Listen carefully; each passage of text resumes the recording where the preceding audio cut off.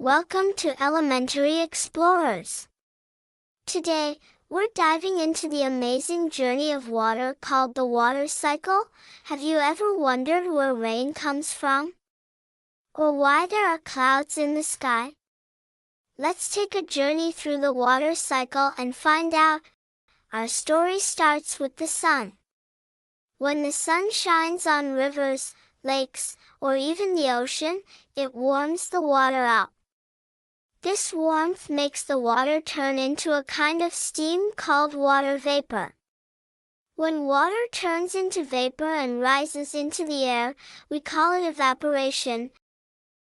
Once the water vapor floats up high into the sky, it starts to cool down.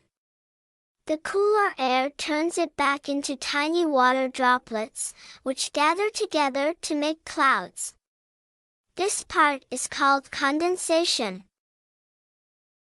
Now, when clouds get really full, they can't hold any more water droplets. So, what happens next? The water falls back to Earth.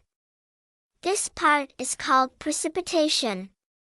It can be rain, snow, or even hail, depending on the temperature. Once the water hits the ground, it collects in rivers, lakes, and oceans. This is called collection. And guess what? That water can be warmed by the sun again, and the whole cycle starts over. So, remember these 4 stages: evaporation, condensation, precipitation, and collection.